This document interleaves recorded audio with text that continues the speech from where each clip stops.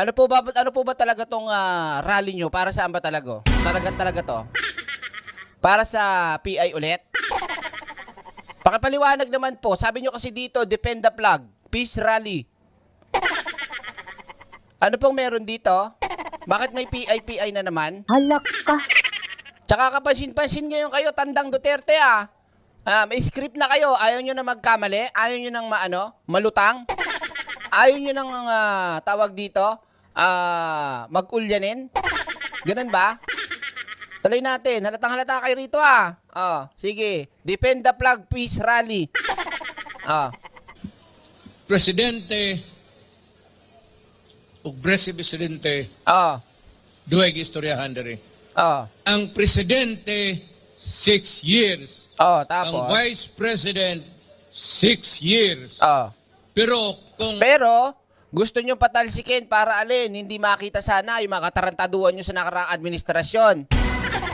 Gusto nyo iupo na yung anak ninyo para kayo na yung alin, nandyan sa pwesto ulit. At hindi na po makaporma yung mga atrasong ginawa ninyo ay hindi na mabalik sa inyo, ganon? Halak ka. Kasi sa pagkakataon nito, lahat ng mga katarantaduan ng dating administrasyon lumalabas na. Bakit? Kasi wala na silang kakampi. Kumbaga wala nang taga-depensa tulad niya, si Kibulok. Si Kibuloy. Noong panahon ni Duterte, nilalakad-lakad nga niya daw kahit mayor pa lang nalalakad niya yung kaso ni Kibuloy. Nung naging presidente pa yan, 'di ba? Ano kayang ginawa ni Duterte diyan? 'Di ba? Isipin niyo na lang ma-impluwensya yan nung panahon niya paghahalata kayo mga unggoy. ang Vice Presidente law ay lang paminahon, wa man po kung magkuanana, mo bitaw kaduha-duha ko kay tungod. Anak nako ang Vice Presidente.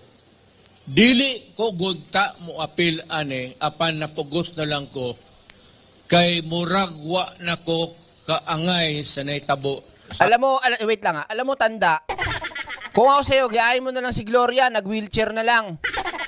Kaya lang hindi ka pa rin makakalisot, ang dami mo talagang ginawang tarantaduhan ng panahon mo. Yan na lang ang West Philippine Sea. Mabigat yan 'Di ba? Tapos ibabalik nyo sa usapin ng alin? Ng PI. Tapos si Kibuloy, tinabunan nyo na. 'Di ba?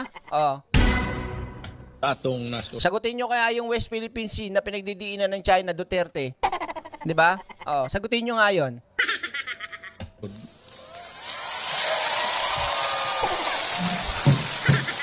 Constantino, maraming salamat po. At saka yung mga kanina nagpakulay, maraming salamat po. Pero ang Vice Presidente mo'y muilis kung mamatay, matigok, matilaok, whatever.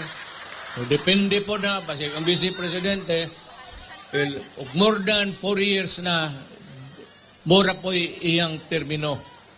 Hasta siya, di na po makadagan. Maayo ning... Kaya ba inaapuran nyo?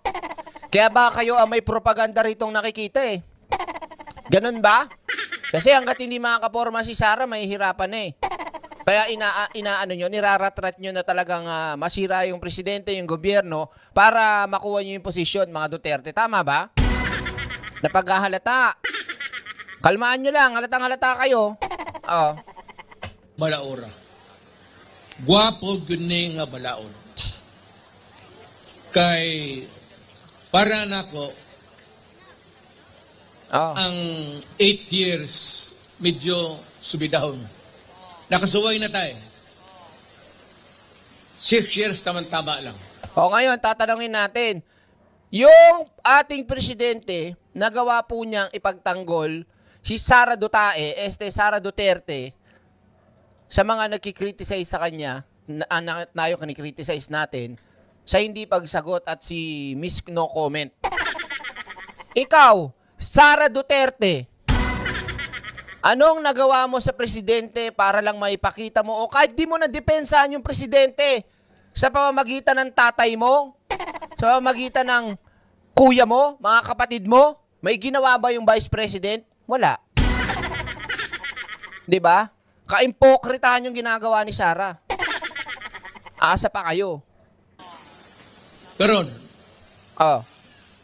unsa may nahitabo karon unsa may nagkaguliyang sa atong katilingban. Kay tungod diingon ning konstitusyon, kani konstitusyon nga akong igunitan. Akala. Walan dyan, yung rally na yan, ha? Oh.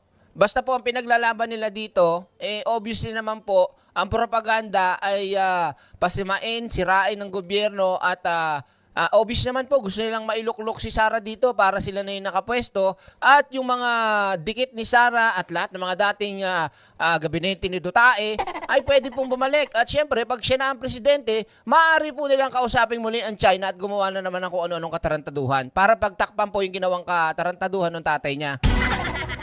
Obvious po na nagtaksil yung tatay niya o itong si Dutae, si Duterteng matanda. Obvious na nagtaksil na hindi lang ho sa ating mga Pilipino kundi sa mismong bansa natin. Oh. Diin napili si Presidente Marcos pagka iyang presidente, diri siya nadaog aning present constitution nga 6 years lang talaga siya.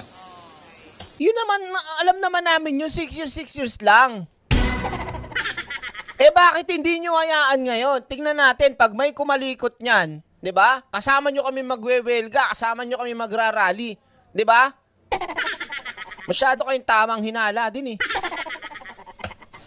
Hasta si Inday, kung mo tong succession na akong gisbasa,